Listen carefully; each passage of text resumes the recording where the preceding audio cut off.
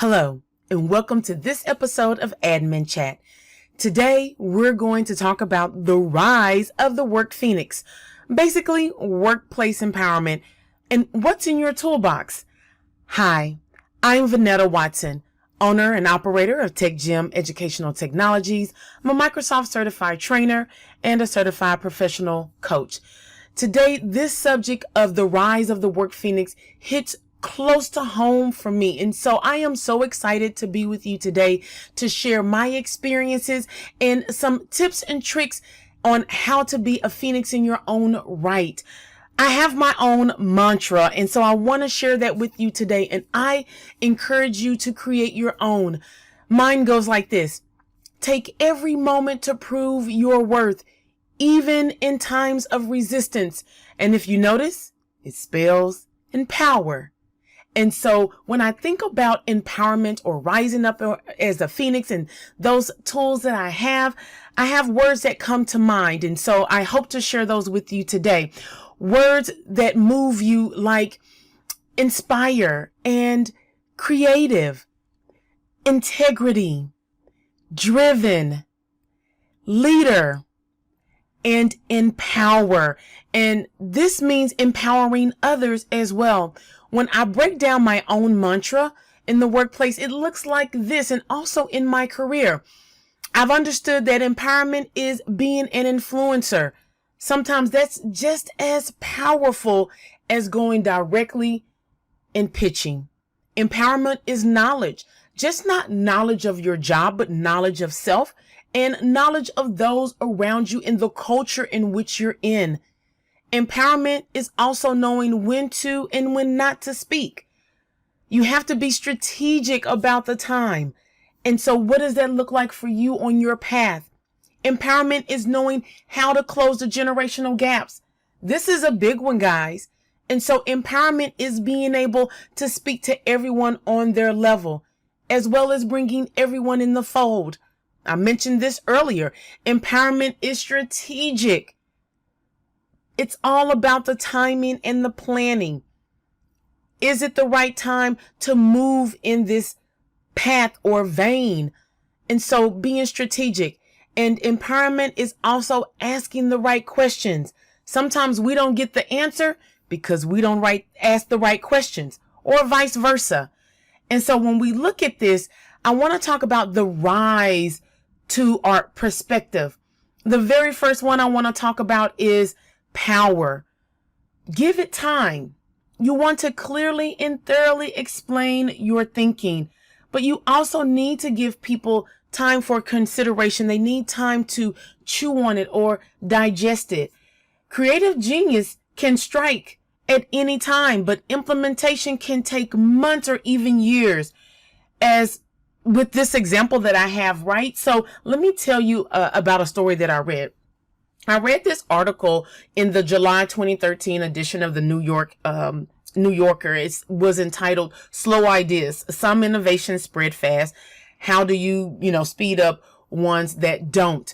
In this article, it spoke about a Boston surgeon by the name of Henry Jacob Bigelow, who was approached by a local dentist. His name was William Morton, who insisted that he found a gas, what we know now as anesthesia, that could put patients to sleep during painful surgeries. Now, keep in mind, this was very, dramatic, out of the box claim in those days. And so rightly so. So in 1946, Morton tried his method on a patient and it spread like wildfire. Basically, within 4 weeks, it moved, and it moved fast, even despite the naysayers. But the momentum never stopped. The idea and the innovation, in fact, states that within several years, virtually every hospital in America and Britain had adopted the new discovery. Now, in comparison, 2 decades earlier from this time that happened, there was another part of the surgical process that was a cog in the wheel: sepsis and infection. And this is so timely, what I'm about to tell you. It was noted that one of the single biggest killer of surgical patients at that time, it was claiming half of those that underwent the major operation. and that was sepsis and infection. A surgeon by the name of Louis Pasteur wrote that he believed he found the root cause of sepsis and infection. Now, Pasteur had a champion. He did on his side, a surgeon by the name of Joseph Lister. Does that name sound familiar? Does it ring a bell? And, he actually read Pasteur's research and actually understood the method. And so he tried it. Now, they were successful, but guess what? There were only a handful of these surgeons that actually read and understood and actually took hold of it. There were many naysayers. It did not catch on as the anesthesia did. And so why not? Right? So this is an example of what happens when some ideas catch quickly and some don't. But the takeaway here is the patience.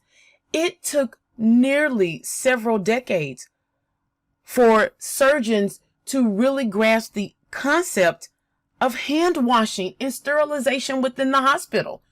Even though it was easier to wash your hands at that time and have sterilization of the equipment than it was to literally get a hold of the anesthesia gas. But for whatever reason, the anesthesia caught on quicker. And so this is what happens sometimes when you have to give your ideas or your initiative times. I have found that oftentimes I can address something or talk about something 2 or 3 years earlier, and then 3 years later, now everyone kind of catches on to it. But that's what happens. And so it's always the buy-in. The next thing I want to talk about is learning, looking back to move forward. New ideas are the grandchildren of old ones. In other words, don't throw out old solutions, just don't throw it out. Don't throw it under the bus to make your improvement stand out. That's not to say that we don't need something to be refreshed or a different perspective. That's not what I'm saying. Remember that at one point, that particular idea held solid. It solved the current solution at that time.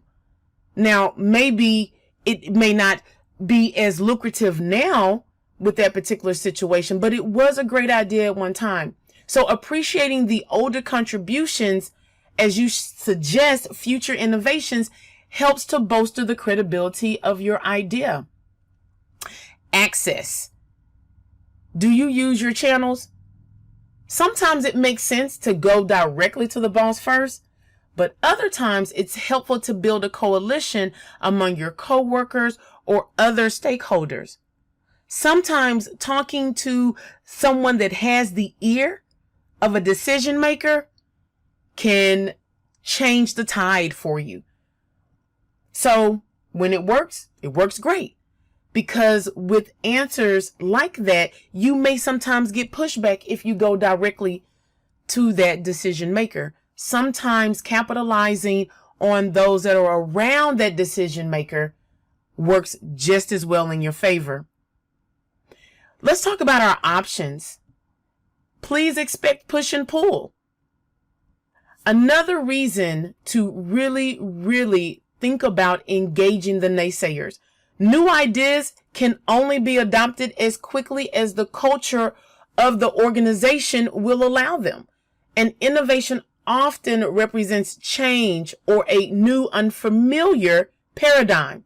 So when we start talking again about the painful surgeries back in the 1800s and the ability to not have to hold down patients and literally pull them apart, being able to give them something that would put them under and allow the surgeons time to actually do what they needed to do caught on quickly. Whereas back in that time, having your surgical scrubs, if you will, meant, covered in all of these, showed how busy you were. So it brought about stature. But we still ended up with sepsis and infection. So that's an example of when things catch on and when they don't. So explore people's dissent and disagreement into that particular initiative or movement That's part of helping them learn and accept the change as well. Change is not always easy when you spring it on people, right? This is the shift that we often talk about. Growth. Don't take it personal. Yes, it can hurt when you present a brilliant suggestion and are shot down. It can make you feel territorial and even personal. However, unless you have some situations going on in that environment, a lot of times it has nothing to do with you personally. Now, this, is a wide berth on that. So, but understand what I'm saying when I say this. Sometimes it is just what it is. So getting, too attached, to an idea can oftentimes pull focus from what you're really trying to push or move. If we want to say, we want to use a new software, being focused on the fact that I'm the one that came up with it can take away from the overall accomplishment of how it can feed into everyone's work life at that time. So this is important. A suggestion that will change things for the entire team, company, or project can oftentimes push toward that movement.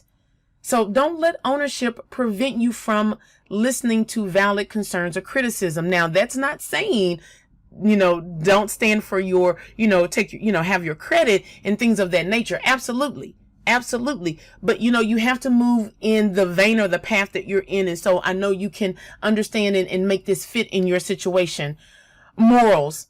Be humble. One of the most significant barriers in gaining buy-in occurs when the owner of that idea or that initiative is viewed as argumentative or defensive or even closed-minded. Because let's be honest, no one likes a know-it-all. So if people disagree with you, don't be indignant. Instead, listen to their concerns fully because there may be some nuggets there for us all. Try to understand their perspective and include their concerns and possible remedies in future decisions. This goes both ways, right? This pendulum moves both ways. If a decision is made, on the executive level, having the buy-in of those that actually have to implement it will ring differently. So this can move both ways, but understanding that may be coming down the pipeline can help you stand your ground, have your voice. Positive thinking. When pitching a new idea or initiative, it's essential to use the language of abundance rather than backing down from what you would say. Of course, you need to curve your language for your audience, but understand what I'm saying.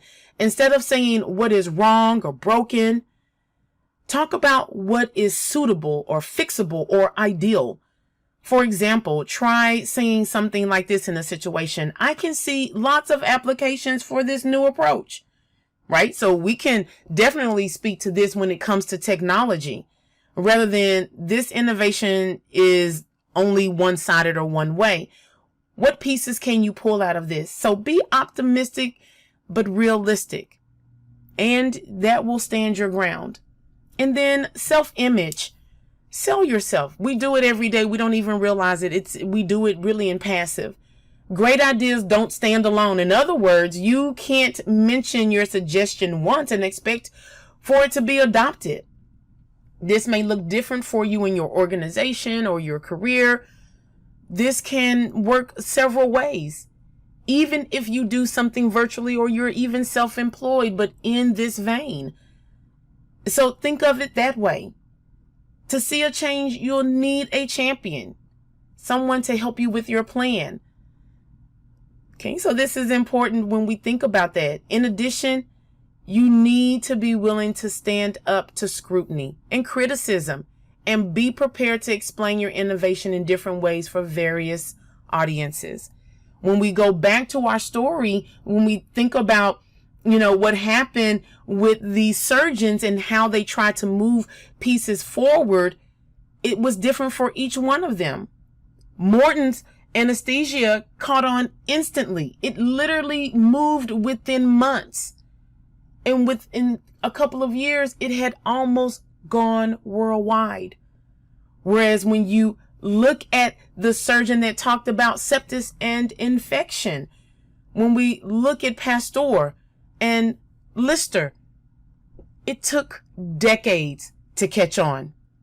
Okay, so rise to the perspective and understand that this will help us move. Let's talk about visualization of our career blueprint. Positive energy imagery is a powerful way to remain inspired to advance in anything that you want to do. I came across two variant origins of the word wheelhouse. Now, growing up, I used to hear my mom say wheelhouse all the time. She would be talking to, maybe employees because she was a charge nurse, or she was talking to her cohorts and coworkers and things of that nature. And they were just having conversation. And I would often hear her say the word wheelhouse. And so as a young person, I became very curious, and I came across two varying origins of the word wheelhouse. And I love them both because each are applicable in my opinion. Now, the first one I came across gives credit to origins dating back to the early 1800s, where a traveler wrote in complaint about an incident on the ship and spoke of the ship's captain going into the wheelhouse. So a wheelhouse is the location of a ship's wheel, which says to me, I can drive this.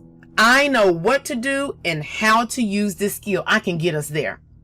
The second one I came across gives the word credit from the 1950s as a baseball term where wheelhouse means the area of the strike zone or crush zone or kill zone. And this is where the particular batter is able to hit the ball most forcefully and successfully. Basically, I nailed it. No strikes. You're not walking me today. No out. I got it. I am all the way to home plate. Now, by the 1980s, the term evolved into what we know it to now be, which describes a person's expertise in these areas. So when we talk about building our blueprint, whether this is internal or external, whether you have a new career, you're in the middle of the career and you're trying to move ahead or forward, or just trying to cast a wide net on the things that you do, adding into your wheelhouse, or if you are ready to transition, all of this works. So be realistic. Have a setback plan. Now, this I'm going to say is extremely different than having a plan A or plan B to me. And let me tell you why. If I have, in my opinion, a plan A or a plan B or plan C, that means that my plan A is not going to work. I'm already saying that my plan A is not going to work. Rather than that, I like to say that I have a setback plan. How do I regroup? And maybe I need to change course a little bit. Okay. And so that's what I'm looking for. Learn positive self-talk. A lot of times we talk about ourselves and we put ourselves down instead of really honoring the things that we do know. You will not know everything. This is something I had to learn, right? I don't know everything, but what I do know, I feel like I know well. And I don't have to know everything. And this was freeing for me to know I don't need to know everything. If I am connected to someone who knows how to do this and this is what's in their wheelhouse, then I'm still ahead. I learned to develop a routine that would keep me on track. Also, to create a competitive environment for myself. What did I do today that was better than yesterday? And we've heard this before. How can I improve? So I didn't hit the mark yesterday. I didn't finish everything on my checklist. Okay, so what happened? Was this a time management issue? Do I need to look at that? Do I need to look at boundaries and things of that nature? And so when I think about a competitive environment, I think about competing against myself. However, healthy competition is good. So I'm not omitting that. What I'm saying is find a healthy boundary with that. And then reward yourself. Now, I am big on this. Celebrate yourself, reward yourself. It is okay. Now, there are healthy boundaries to this as well, right? But being able to speak that particular type of love for yourself in your career path or where you're going or where you want to end up I think is important. And so once we visualize, we can move onward to really mapping it out. And so what does this look like for us? Is this career advancement? And if so, what does that really look like for us? Does that mean a new career or transitioning to a new career? Am I going to, really pull in those same skills, whether it be practical skills, individual skills, or what do I lend to a team? Because those skills can vary. And so what does that look like? Am I stepping out? What is my work experience? And not just what I'm doing today, looking back at the experiences that I've had in organizations that I've served in, things of that nature. Volunteerism, all of these pieces are part of who you are and what you need to map it out. What are your future wants and needs? Is it to really just relax and not do anything? Or is it to become a leader in an organization and help others? What does that look like? Your lifestyle now in the future. What does it look like now? And what do I want to do going forward? What is what I like to call my retirement plan? And then action, a call to action. This is so important, I think, on a personal level, to have a call to action. And so many of you may have experienced this, maybe like with a life coach. What are your actionable items? What are you going to do? How long is it going to take you? And so doing a true SWOT analysis of yourself can prove very, very formidable. So we've heard this before, but have you ever done it for yourself?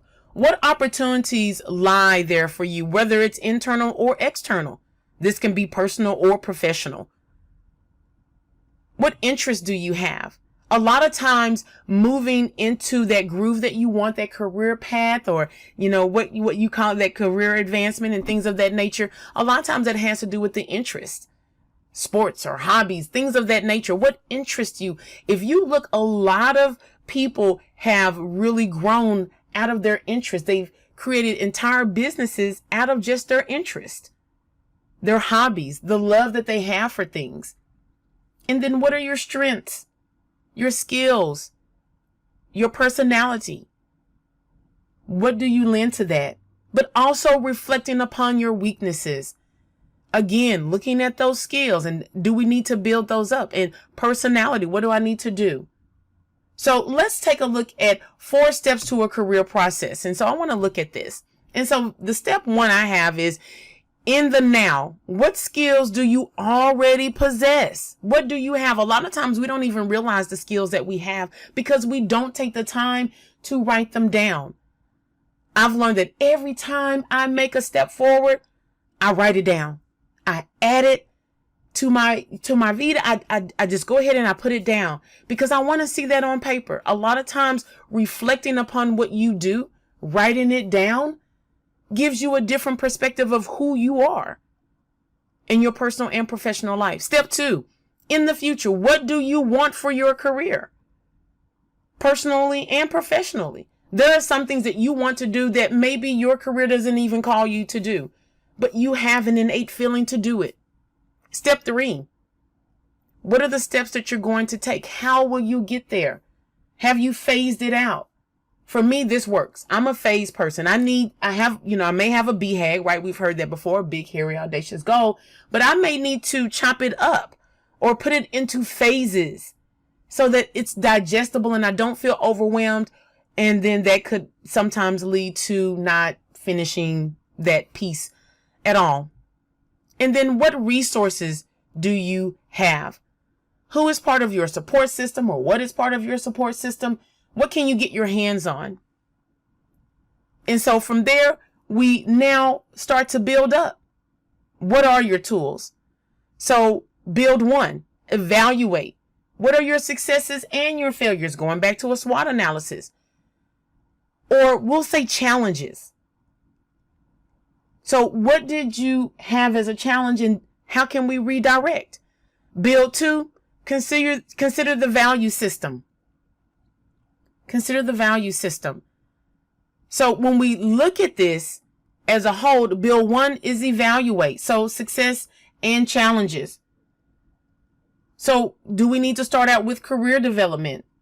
Do we need to plan by looking over the past and then write out a timeline of the jobs held and what skills we used in each one? Again, really, really putting it under a microscope. Also noting our skill deficits at each position or interim. If there aren't many jobs from the past to note, then what do we have that currently exist? And then to evaluate your feelings about each job. Every job you hold, you won't be happy with. I know I wasn't happy with all of mine, but it was necessary at the time. And so for me, that was a place where I said, you know what? This is where I'm going to go next. Okay. So for example, if you don't get along with your boss or your cohorts or something like that, you may have difficulty, with authority because you have an entrepreneurial spirit. This was me. Now I was challenged because I always saw something different or bigger. But I had to understand that when I was getting knocked down, it was because the vision was different there. Wasn't that my vision was wrong, but I had that entrepreneurial spirit. So while looking at your past, you can try plugging in a former career, right? So we've seen things like my next move. We can look at that. That's actually on the U.S. Department of Labor website. So what's your next move? So my next move helps you identify skills and duties from previous jobs and then translates them into other career paths where they may be used. And so there are different pieces that you can do with that. And then again, when we revisit our build 2, what do we consider? Our value system. So your value system actually has a significant influence on your career path and where you want to go. If importance for you is placed on, material possessions, then you may not be happy until a lucrative career is achieved. On the other hand, if improving the quality of other people's lives speaks to you more than anything, then your career may move in a different direction. So it's finding that healthy middle line for you, or what that looks like for you. These are just examples. So you want to look for those professional areas of life that feel maybe, not so full. Those areas where there needs to be more meaning. Okay. So for example, a salesperson may be stressed by feeling like they have to close a deal no matter what the interest of the buyer is. And then subsequently they begin to feel, this is not for me. I need something else. And this is very natural. Very natural. Let's talk about our build up number 3, test. You may need to take some tests. So does that require certification or licensing? What does that look like? So if you want to learn more about yourself and then discover new, career options along the way, then maybe taking a test or two to explore those results may be necessary. And we have probably all have taken tests like the Myers-Briggs, type indicator analysis that we often hear of. Maybe you need to take something that's, you want to take something that's based on emotions or facts. So again, do we need to build up in this way? Build number 4. What is your path? Decide your path of advancement. And this could look a lot of different ways. For me at the time, my path to advancement was really moving into a space where I could do multiple things on any day. In other words, I was looking for something that I did not get bored with. And so coming out of that everyday workspace was just what did it for me. One day I want to be able to maybe do one thing and then switch to another. And so this keeps me moving and going. I love a challenge. And sometimes you end up in a job where it's not always challenging. Now, that's not the same as saying, right, that the people there aren't are challenging. That's not what I'm saying, right? Because work naturally is challenging, but challenging you as a person. Okay. And then put your plan into action. After you decide what you really want to do, the career changes and what's right for you, then it's time to put a plan into action, put it together. And does that mean that this is a all of a sudden thing, or do I need to plan it out? List items that reach the end goal for you, one step at a time. So if deciding to stay where you are in your current position and then an opportunity comes up, is that a plan for you? Or are you trying to change careers entirely? right? Or are you trying to do something different? Are you trying to go from a level 1 to a level 3 and things of that nature? Or you could have a more radical approach to a change. And that is, kind of just stepping all the way out there. And so this will look differently for everybody, but you still need a plan. So once we build up, then we move onward. So how do we navigate this in our landscape? Well, first, your career development is your responsibility. Take ownership. And this is really what I'm saying. Take ownership, take opportunities. So when we talk about the word onward, it can be used as an adverb or an adjective. As an adverb, it means in continuing motion, forward direction, moving ahead. When we talk about it as an adjective, it's going further rather than coming to an end or a halt. So constantly moving forward. Even with the smallest things, it's still movement. Next, learn what servant leadership really means. How you serve those around you. And when we say serve, that is really that camaraderie that we have. And so this is a lot of navigating our corporate landscape. Also, get your boss promoted. Now, I know this sounds counterintuitive, maybe to some of you, but in a way, it really does work. And so what does that mean? When you shine, I shine. And so shine can look different for everyone. It's the placement. What do you really want? And so again, this may look different for everyone. Find you a mentor. This I believe in 100%. A lot of times we don't have someone to bounce ideas off of. True ideas in a safe space. Not necessarily going home and, now if if you have someone at home, your support system is like that, then this may feel, farewell for you. But for me, a mentor is really someone that can serve as a sounding board. I can, get advice from, but I can also just, go back and forth about the industry that I am. And so I love this. Identify your value contribution. Where do you stand? What value do you bring? Not just what you're taking, but what do you bring? And so many of you say, I bring a lot. And I know you do. But have you identified it? Do you know what that looks like? And so this is part of knowing your worth. Discover what drives the business. Wherever you are, whatever pocket you're in, understanding what drives the business is key. It is key. It is key. Become a service fanatic. I definitely believe in this. I have, this thing that I stick to. If it's not exceptional, it's not acceptable. I heard that one time. I can't even remember where I heard it from, but it worked. I think I was actually at a restaurant and there was a server. And so at that point, that's when the server said this. And, I just had to complain about what was going on. And that has stuck really for almost 20 years. And that's how long ago I heard it.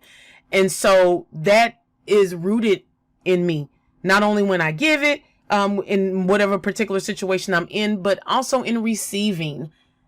We've kind of gotten away sometimes from that because we're pushed into the hustle and bustle of everyday life.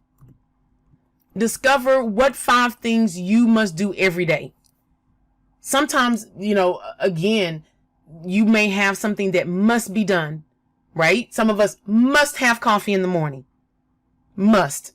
Like almost an IV drip. Some of us have a power hour where we have to go through those pieces to put us in place where we need to be to kind of start our day. For me, both of those. I need coffee and my power hour. And so what 5 things must you do every day to set you on your right path? Look for opportunities to excel, contribute, volunteer, and participate. Now, this again will look different for all of us because we can say, I've done a lot, I've done enough, I've been there, but you want to find the balance. We're not talking about burnout. We're talking about those opportunities that make us feel part of the organization, a part of what we're doing, our buy-in, our voice. And so that's coming back to that human condition. It's feeding into that. During 2020, we all felt disconnected. We wanted to find ways to excel and contribute and volunteer and participate, because at that point we understood what it meant to be a part and not connect. And so connectivity is important. So always take solutions to your boss when taking problems. You don't have to do it all yourself. Again, this is part of that balance and kind of that hierarchy, right? Keeping things solid. And then what does that eventually do? That kind of moves us a lot of times into that space where we are then at that particular point, the decision maker. I've seen it happen. Look for opportunities to set agendas to help keep you on track and those around you. Important. And then lastly, develop relationship capital. Again, 2020 kind of pivoted us into that piece where we really at that point understood where our relationship capital was, right? So the connection was a lot. And so different pieces moved during that time. And so let's talk about the nuts and bolts of this, So having a very open piece with your boss is really, really important and can really help move those initiative and causes. Some of you have excellent relationships with your boss. So this, rings true for you. You have the ability to talk to your boss. You have a great relationship. Things are good. They support you in the things that you want to do, whether that be professional or personal. And so that means a lot. That's a big buy-in for us in our career path as we connect ourselves to different organizations and companies. Volunteer for boards. You want a voice? Get on an advisory team or a board. If you have time, this is what we're talking about, healthy boundaries, but being able to volunteer so your voice can be heard.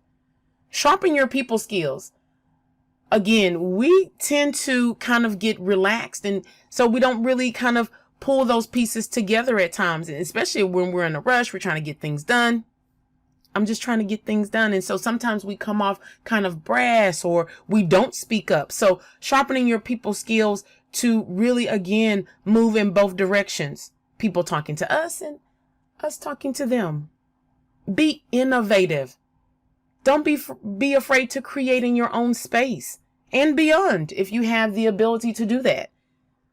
And then again, we're back to that support. Find a mentor or a career coach that can really help you talk. If you don't have anyone personal to you that does that with you, then maybe stepping out and finding one would help. Also, we talked about this earlier, selling yourself. When people trust you, they don't mind taking a risk. And so when we look at it from that perspective, then that's what we have. Think about this. You have a friend or a family member and they try a product and they tell you about the product. But it is how you see that person, your perspective of that person, that, oh, if they're trying it, it must be a good product. Or you can use whatever example you would like. Becoming a lifelong learner. We never know it all, and we are constantly learning. So don't be afraid to always learn. Things change, they shift. Now, some things are tried and true in certain industries. Things don't change because they have, they are the standard. So we're not talking about industry standards necessarily. We're talking about when things shift. Yes, I said it. Shift. Connection. This is going back to that relationship capital. Expand your network. It's okay to step out and connect. That could be virtually, it could be physically, whatever is currently set in place. Everyone understands what I'm saying. Build your reputation. This goes back to selling yourself. This person is trustworthy. People love to work with people that they can trust, that they know if they share ideas and talk things through, you're going to hold true to who you are. But lastly, the biggest thing is believe in yourself. The same amount of energy you take to believe in others, take that and quantify that for you. Believe in who you are and what you can do. Believe in your wheelhouse. I definitely would tell you to. So let's move upward. Here are 9 tips to advance you in your career professionally or personally. And so work on your goals that matter.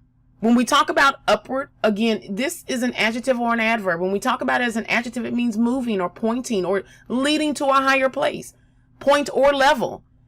As an adverb, it means toward a higher place, point, or level. So work on goals that matter. Dream job or not, find a way to care about your daily assignments. Find stake in it. Find that silver lining. Find a way to tie them to your personal career path and develop new skill sets. Personal organization system. Make sure your personal work life is well organized and effective so that you're not burned. Burnout is heavy. It is. We see now, all over the world, there are all these new terms for, you can put anything in front of it, burnout or fatigue. We do so much of it. So learning how to work within those parameters, develop good habits, safe, healthy habits that allow you to grow, to come out of the ashes. If not, that's where you'll stay. And remember, we're talking about the rise of the phoenix, the work phoenix, you. Personal organization is a toolkit you can take with you wherever you go. Learn to earn more. Never get comfortable. Pursue new knowledge. And this is what I'm talking about in earning, not just monetarily. That's not what we're really talking about here. We're talking about the ability to earn new knowledge. So when it's the next big opportunity that comes along, if you want it, you're not only qualified, you're the ideal candidate. Navigate power like royalty. Whatever power you hold, navigate it like royalty. Stay sharp and observe how those other leaders around you, because I'm going to say, yes, you are a leader, move through their workplace, their workspace. Work to understand the priorities and decision-making methods. How does this work? Like, really look at it. This goes back to, connecting to the naysayers and the stakeholders. Okay, I can't go directly there, but I know someone that can grab that ear that I know will be a champion. Why? Because they've seen you in action. This will help you relate to them and then prepare you for the demands of your future. Maintain focus. Results rather than time hourly workers, right? Develop a timed worked equals value created mentality. And that's not necessarily true. We have to kind of shift our mindset or our attitude about this. So if we lose that particular attitude, we can keep the work ethic, but make sure you've produced worthwhile progress each day. Some people can go all day, not do anything, and in 2 hours do what some people do in 8 hours. It is true. I've seen it. And so what does that look like? Maintaining focus. Okay. Appreciate your benefits. Take advantage of all your work perks. Everything. Look for the hidden jewels at work to help you boost your morale. There are probably hidden gems that you may not even connect with. But what can add that value to that workplace or workspace that you're in? Your network. Relationship capital. Give time and attention and build your network. Don't be a parasitic acquaintance. You want to be, kind of that person that it's, you can build a network. This doesn't mean that you're going to, go out every weekend with people, but connecting is important. So stay connected. Protect the asset. Odd? No, it is not. Your physical health is an asset. So look at it as an asset. Don't wait until you're out of sick time or you need to take time off like that. Give yourself space and boundaries. Whether that be exercise, attention to nutrition. These are a must for on a regular basis. It's a must for balance. Don't burn out fast. Know your boundaries. So this kind of goes along with that learning to say no, right? But also moving into that vein where we create processes in our workflow and our workday that take that pressure off of us and allow us to think. I'm talking to myself as well. Conflict management skills. Conflict is inevitable. It is just inevitable. Learn conflict resolution techniques that work for you in your space, personally and professionally. If they're not innate or acquired earlier in life, then find a way to kind of deal. Find a way to deal. And all of these things lead to that rise of who you are and who you're going to be. Thank you so much for joining us today on this episode of Admin Chat. I have thoroughly enjoyed you. I hope that you've gained some nuggets, and maybe there's a refresher on things that you may have forgotten because the day-to-day demands have just pushed it out of your mind. But hopefully today you've reconnected to some purpose and some things that you may have forgotten or that you never even realized for yourself. I'm Vonetta Watson, and this has been Admin Chat.